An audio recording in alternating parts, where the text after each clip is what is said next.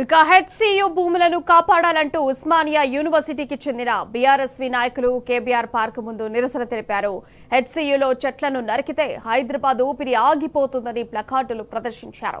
హెచ్సియుకి ఏం జరిగినా 2 నిమిషాల్లో స్పందిస్తానన్న రాహుల్ గాంధీ వెంటనే స్పందించాలని డిమాండ్ చేశారు. విశ్వవిద్యాలయాల భూములే టార్గెట్ గా ఈ రేవంత్ రెడ్డి ప్రభుత్వం పనిచేస్తోందని మండిపడ్డారు. ఇక బీఆర్ఎస్వి నాయకులకు మద్దతుగా మాజీ మంత్రి ఎర్రబెల్లి దయాకర్ రావు, ప్రకృతి ప్రేమికులు, మేధావులు ఈ నిరసనలో పాల్గొన్నారు.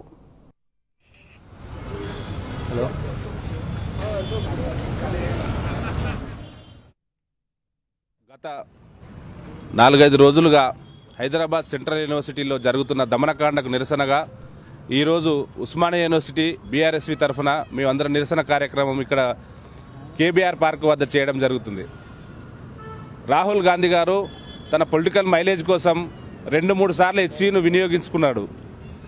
రోహిత్ వేముల గారు చనిపోయినప్పుడు హెచ్సియుకు ఏం జరిగినా 2 నిమిషాల్లో నేను స్పందిస్తా అని చెప్పిన రాహుల్ గాంధీ గారు తక్షణమే మీరు ఇప్పుడు స్పందించాలని కోరుకుంటున్నా. నిన్న జరిగిన లాఠీ చార్జ్లో తీవ్రంగా గాయపడిన విద్యార్థులు, పక్షులు, యానిమల్స్, వాటి ఆర్తనాదాలు ఈ రేవంత్ రెడ్డికి వినిపిస్తలేదని సందర్భంగా హెచ్చరిస్తున్నా.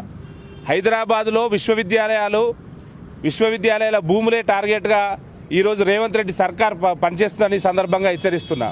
పర్యావరణ ప్రేమికులు, ప్రకృతి ప్రేమికులు ఈ సందర్భంగా యానిమల్సే లేవు, ఓన్లీ హెచ్సియులో గుంట నక్కలు ఉన్నాయని అసెంబ్లీలో ప్రగడవాలు పలికిన రేవంత్ రెడ్డి ఉస్మానియా యూనివర్సిటీలో కానీ హెచ్సియులో కానీ గుంట నక్కలు ఉండయి. రేవంత్ రెడ్డి పులులు, సింహాలు, మేధావులు తయారయ్యే ప్రదేశం అది. ఇప్పుడు ఆ ప్రదేశం మీద నీ కన్నుబడ్డది, ఆ జాగల మీద నీ కన్నుబడ్డది. ఎలాగైనా ఉన్న బయోడైవర్సిటీని ఖరాబ్ చేయాలని, జీవ వైవిధ్యానికి దెబ్బతీసే విధంగా ఈరోజు హెచ్సియులో భూములను ఈరోజు తీసుకోవడం చాలా జుగుప్సాకరం. హైదరాబాద్ సెంట్రల్ యూనివర్సిటీలో మనందరం గమనిస్తే ఒక రకమైన దమనకాండకు ప్రేరేపించే విధంగా కాంగ్రెస్ గవర్నమెంట్ ఈ రేవంత్ రెడ్డి సర్కార్ వ్యవహరిస్తూ ఉన్నది.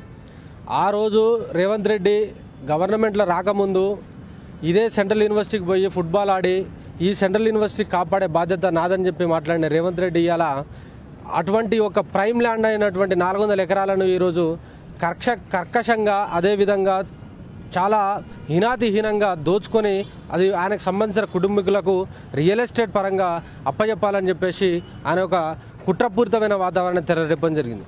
అందులో భాగంగా హెచ్సియు యూనివర్సిటీకి సంబంధించిన విద్యార్థి లోకము ప్రజాస్వామ్యానికి లోబడి వారు ప్రశ్నిస్తే మా భూములు మాకు కావాలని చెప్పేసి మాట్లాడితే మేము ఇక్కడ రీసెర్చ్ చేసుకోవాలి, అదేవిధంగా ఇక్కడి నుంచి మేధావులు తయారవుతారు, అదేవిధంగా ఇక్కడి నుంచి ప్రతి ఒక్కరూ యూనివర్సిటీ ఒక రకమైన స్వచ్ఛమైన వాతావరణం నెలకొంటుంది, మా భూములు మాకు కావాలని చెప్పేసి అడిగితే కర్కశంగా ఇవ్వాలి విద్యార్థి లోకాన్ని కానీ విద్యార్థి నాయకులను కానీ ఈడ్చికెళ్ళి అమ్మాయిలను బట్టలను చింపి అదేవిధంగా జుట్టుబట్టి లాగి పోలీస్ జీబులలో ఎక్కించడం అనేది ఒక చాలా హేయమైన చర్యగా మేము బీఆర్ఎస్ గురించి భావిస్తూ ఉన్నాము.